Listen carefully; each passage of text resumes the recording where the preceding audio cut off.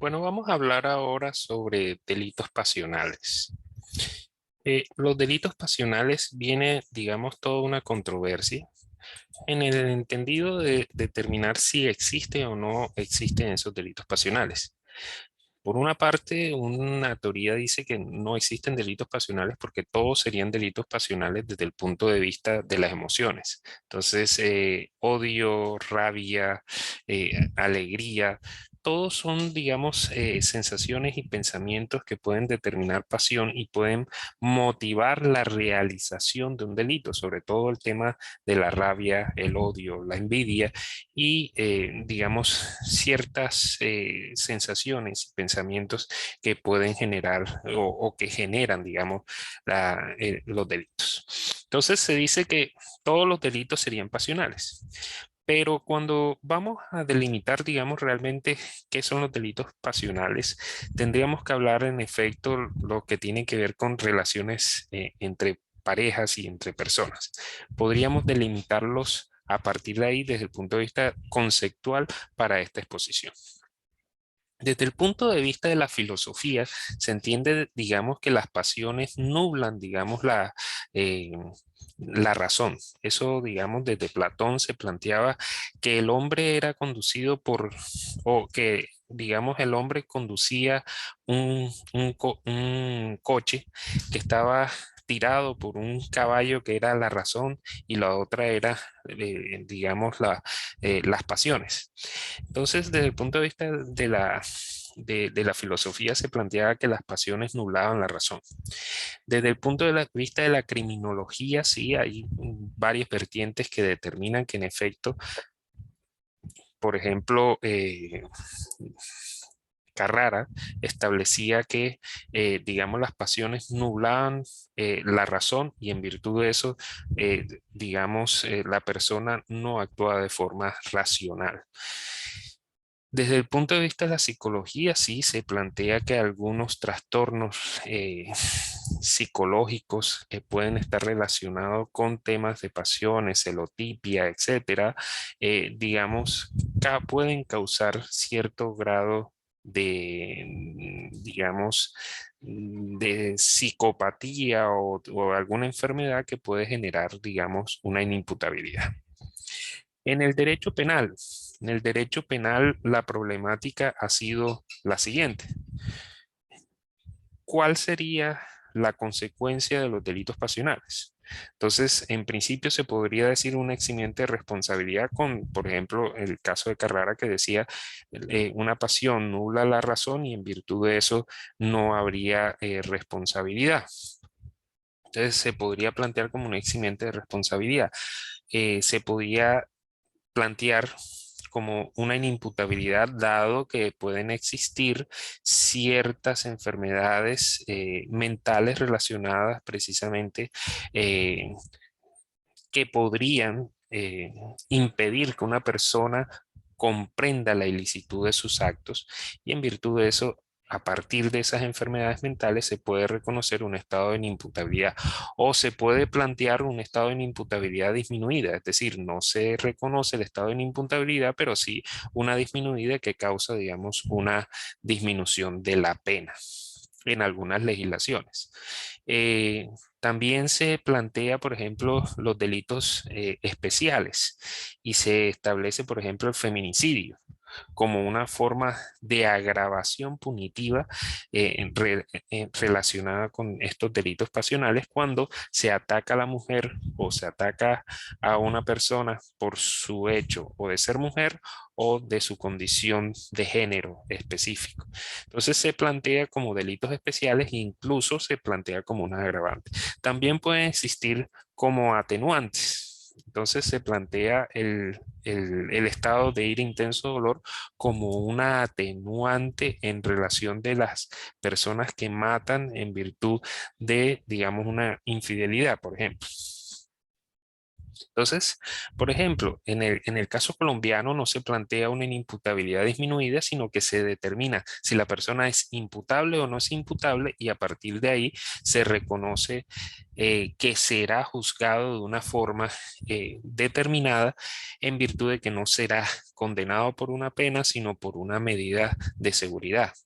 Y en ese orden de ideas se requiere que ese imputable no comprenda la ilicitud de sus actos eh, y no puede autodeterminarse con base en esa comprensión. Y en ese orden de ideas se elimina la inimputabilidad cuando el individuo se preordene su estado mental. En caso colombiano, por ejemplo, o es inimputable o es inimputable, y si es inimputable, será tratado, digamos, como con una conducta típica, antijurídica y culpable y se le impondrá una pena. Si es inimputable, será condenado a través de una medida de seguridad. En el Código Penal del 90 en Colombia se estableció como eximente de responsabilidad precisamente casos de delitos pasionales y se dijo el que de cometer un homicidio en persona de su mujer legítima o de un descendiente del homicida que viva a su lado honradamente, a quien sorprenda en el acto carnal con un hombre que no sea su marido, o el que cometa con la persona del hombre que encuentre yaciendo con una de las referidas. Entonces aquí, digamos, se planteaba precisamente desde el Código del 80, desde el 90, una causal de eximente responsabilidad en los casos de delitos pasionales, que es cuando el hombre encontraba a la mujer con otra persona yaciendo en acto sexual. En atenuantes, ahí está el tema del aire de intenso dolor, el que realice la conducta punible en estado de aire de intenso dolor causados por comportamiento ajeno grave e injustificado, incurrirá en pena. Hay veces que se plantea esta atenuante de responsabilidad en estos casos de delitos pasionales cuando la persona encuentra a su cónyuge o a su compañera con otra persona en el mismo acto. Agravantes. En Colombia se creó el feminicidio y en virtud de eso se plantea que el acto de matar a su pareja como una, digamos, retaliación a ese hecho y de forma abominable, pues tendríamos aquí el tema del feminicidio como una agravante del delito de homicidio. Entonces, fíjense cómo el derecho penal puede tratar de varias situaciones los delitos pasionales. Puede tratarlos primero como una atenuante. Segundo, puede tratarlo como un agravante. Y tercero, puede tratarlo como un caso de inimputabilidad. Los delitos, vamos a hablar ahora precisamente del tema de los delitos pasionales. Eh, los delitos pasionales, o digamos, hay un modelo en el cual uno podría analizar cuál es la justificación de un delito. Entonces, y sobre todo lo que tiene que ver con homicidios. Dice reciprocidad o unidad.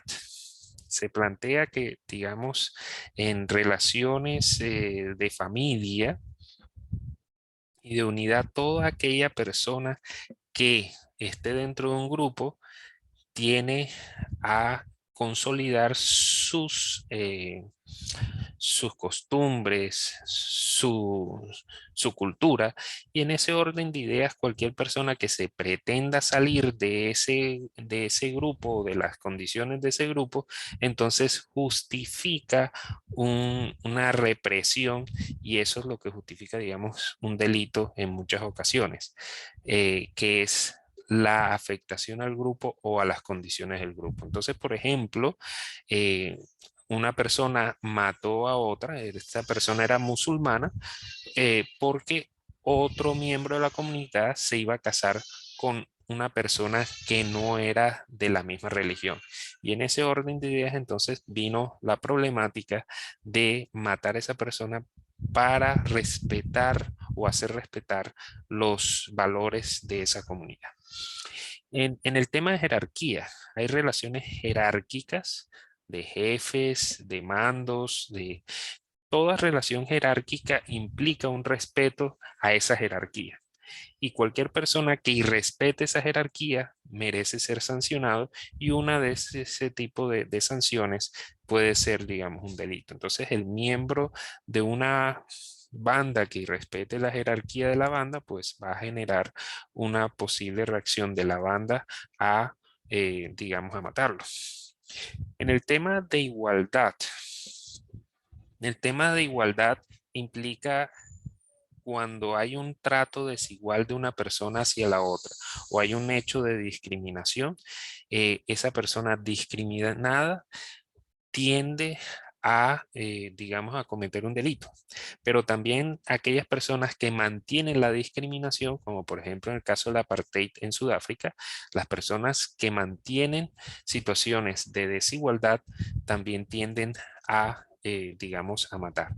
En el caso económico es lograr, digamos, un beneficio económico dentro de un tema de homicidio. Entonces, por ejemplo, si estamos hablando de temas de delitos pasionales, ya no vamos a hablar de temas de celos y esas cosas, sino que vamos a hablar, bueno, reciprocidad, unidad. Cuando se plantea en una relación o en una comunidad el tema del machismo, cualquier tipo de actividad o acto que, digamos, afecte la unidad de la familia, como por ejemplo una infidelidad, etcétera, se plantea como una motivación para realizar un homicidio. En el caso de la jerarquía, cuando estamos hablando del machismo, igualmente se está hablando de una jerarquía entre hombre y mujer. Entonces, el hombre es superior, la mujer es inferior, y quien determine o haga una actuación que destruye esa jerarquía va a generar, digamos, el delito. En el caso de la igualdad, también podríamos hablar de una motivación y es, en efecto, el hombre que trata de mantener la discriminación a la mujer y la mujer que trata de buscar la igualdad. Esas son motivaciones que generan, digamos, la justificabilidad moral de los delitos pasionales. Y en el tema económico puede generarse, por ejemplo, que una de las personas quiera acceder a una herencia y entonces mate a otro o, digamos mate a su pareja para cobrar un seguro, para cobrar una herencia y ahí hay una motivación desde el punto de vista económico. Hay otras motivaciones, otros esquemas como por ejemplo, y eso se da mucho en el tema de los delitos pasionales, la venganza. Y la venganza está dada, por ejemplo, del maltrato del hombre hacia la mujer y la venganza de la mujer matándole. O del hombre a la mujer en el sentido de que la mujer lo engañó, la venganza por la humillación que genera, digamos, la infidelidad. Desde el punto de vista del poder, mantener el poder sobre determinada persona. Y ese es el tema del machismo y el tema de seguir con las relaciones de dominación de poder frente a una persona determinada, ya sea la esposa, ya sea los hijos, etcétera. La lealtad, la lealtad a ciertos valores y viene la problemática. Si tú vas en contra de esos valores prediseñados, entonces viene la motivación de matarte por tu deslealtad y eso, y eso tiene que ver con, digamos, engaños entre parejas, infidelidad entre parejas, eh, actos que no debería realizar la pareja según el victimario.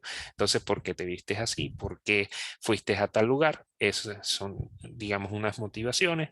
El tema del terror ya viene implicando qué es lo que se debe hacer. Y ahí vienen, digamos, sociedades machistas, como por ejemplo, eh, desde el punto de vista del orden del Islam.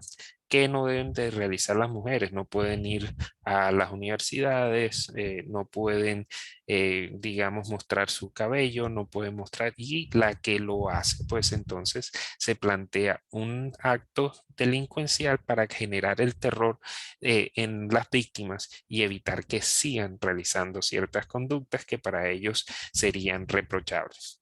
Lucro-beneficio, ya venimos diciendo que muchos de los delitos se motivan por el lucro-beneficio que esto genera, los hurtos, etcétera, pero en el caso de los delitos pasionales implicaría el cobro de una herencia o el cobro de un seguro después de muerto. Encontramos este concepto de familicida. Y el familicida es aquella persona que mata a su pareja, mata a sus hijos y mata a otros miembros de la familia. El familicida lo que busca es, digamos,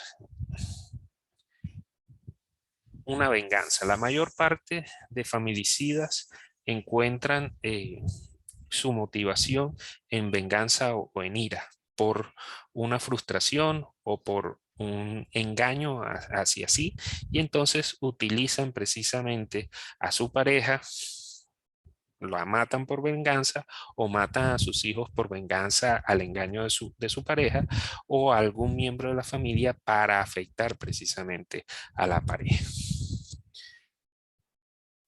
La, los familicidas tienen, digamos, como principal motivación la venganza o ira que le genera, digamos, la frustración de un engaño.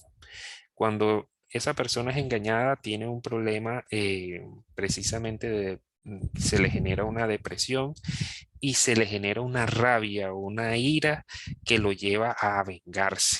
Entonces, genera precisamente o la muerte de su pareja o la muerte de sus hijos y la muerte de algún familiar y muy, digamos, constantemente por el tema de la depresión se suicida. Entonces, también pueden existir temas de graves enfermedades mentales que motivan precisamente los familicidas, pero la gran mayoría, digamos, comete estos delitos por frustración o venganza. Hay el tema de la celotipia, del narcisismo y de la misógena, que vamos a hablar más adelante. Pero entonces, el principal motivo de los familicidas para matar a su pareja es precisamente el tema de la venganza, y hay unos que, digamos, por problemas financieros, son aquellas personas que se suicidan por problemas financieros, pero al concebir que la familia no puede vivir sin ellos, entonces matan también a su familia para efecto de que no sufran o la deshonra o que no sufran hambre. Entonces se matan a su familia y se matan a ellos mismos. Pero estos son casos muy extremos y muy pocos. El tema del narcisismo, hay un esquema que se plantea como hay un narcisismo activo y hay un narcisismo defensivo. El caso del narcisismo activo es aquel en el cual, digamos, la persona siempre eh, se mira a él como superior y siempre hace prevalecer todos sus fines por encima de los demás. Es una persona que arrincona a la otra, que hace las cosas porque él es superior a todas y en virtud de eso le convierte la vida a los demás en un desastre porque se sienten opacados, se sienten minimizados y este personaje hace por encima de cualquier cosa lo que él necesita. Entonces es una personalidad bastante complicada porque es egocéntrico, porque todo gira en torno a sí y de que todas sus necesidades prevalecerán sobre las demás y ignora precisamente al resto de personas cuando no le sirven para obtener sus resultados. El narcisismo defensivo es aquella persona que en efecto se siente, o sea, tiene egocentrismo, es una persona que se ve a sí mismo como superior, pero tiene bajo autoestima y se ve cuestionado cada vez que alguien comienza a decirle cosas y se siente atacado, y se siente frustrado, y esa frustración genera precisamente un ataque de violencia para restablecer su situación de superioridad. Entonces, ahí está esta situación de narcisismo que puede generar violencia del narcisismo activo, de decir, yo soy el superior, usted no se salga de ese esquema, o el narcisismo defensivo, que es el que se siente atacado cada vez que es cuestionado y en efecto reacciona como una forma de venganza. Y ese narcisismo defensivo es en gran forma lo que genera, digamos, los delitos pasionales, en el sentido de que cuando un narcisista es engañado por otra persona para restablecer su estado eh, de superioridad, tiende a vengarse porque es una ofrenda a su dignidad. La celotipia. La celotipia es una situación que implica el miedo al abandono. Es una obsesión de confirmación de amor y no de engaño. Entonces, una persona que para preguntando si me quieres, si me has engañado, si has visto otra persona. Entonces, esa persona insegura que tiene miedo al abandono, tiene unas tendencias como por ejemplo la revisión constante de celulares, de mensajes, de documentos para confirmar si es amada o no es amada por aquella persona. Y comienza también con confirmación de sitio donde estabas, en qué lugar te encontrabas y comienza a hacer una serie de cuestionamientos para determinar si hay coherencia o no hay coherencia entre las versiones, y cuando encuentra incoherencias arma tremendo problema y genera, digamos, un conflicto con la otra persona, que en todo momento se siente investigado, que en todo momento se siente cuestionado y que en cualquier momento va a reaccionar frente a esa situación. Y digamos, esa celotipia puede generar precisamente delitos pasionales en virtud de ese miedo al abandono. Entonces genera, digamos, ese pensamiento, si no eres mío, no eres de nadie, entonces genera ahí esa situación. El misógeno. El misógeno es una persona que en efecto genera, digamos, odio hacia la mujer. Y puede generar el odio hacia la mujer por varias razones, entre ellas el maltrato por parte de una mujer en su vida. Entonces puede ser una ex esposa, una madre, una tía o alguien que lo haya criado que le indujo a él un odio hacia las mujeres por el maltrato que fue víctima precisamente por esa mujer. Y generan, digamos, ese odio a la mujer por ese tema. La otra situación es por razones culturales y es el tema del machismo. Y el tema del machismo implica es, mujer, no hagas este tipo de cosas porque eso no son para mujeres. Eh, eh, no, no, no me... no me digas determinadas cosas porque eso no le corresponde, no puedes hacer esto, no puedes ir a determinados lugares, no me puedes cuestionar. Entonces ahí viene el tema de el odio hacia las mujeres por razones culturales y específicamente por el machismo, que naturaliza o normaliza mucho maltrato hacia la mujer, causando, digamos, humillaciones y causando una cantidad de ataques para efectos de mantener a la mujer en un estado de inferioridad y de humillación.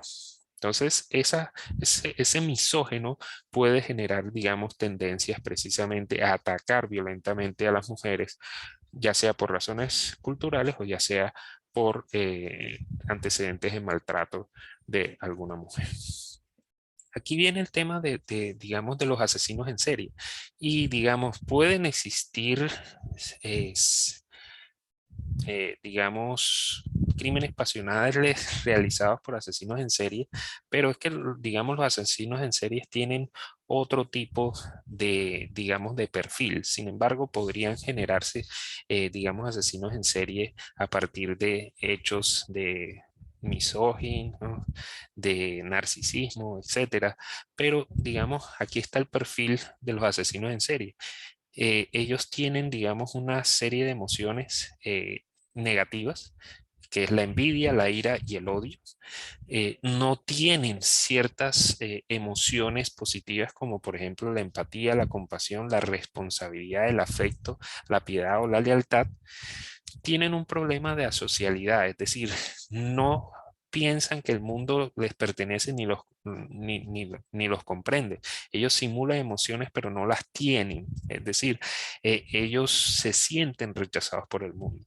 Y entonces tienden a la violencia y el sadismo contra un mundo que los reprime y que no les permite ser lo que ellos son. Y generan, digamos, el tema de esa reacción violenta y ese sadismo relacionado precisamente por esa asocialidad que generan frente a las demás personas. Eh, Necesitan tener poder sobre la víctima eh, para demostrar su superioridad. El crimen los libera de esa represión que sienten y quieren vengarse de la humanidad, de un mundo que los excluye. Es decir, ellos se sienten afuera del mundo, no comprenden el mundo y en virtud de eso quieren vengarse del mundo. Entonces son situaciones muy particulares donde no podríamos decir que hay asesinos en serie que sean, digamos, delitos pasionales, porque los asesinos en series tienen un perfil muy determinado. Bueno, hasta aquí llegamos entonces con esta exposición de delitos pasionales.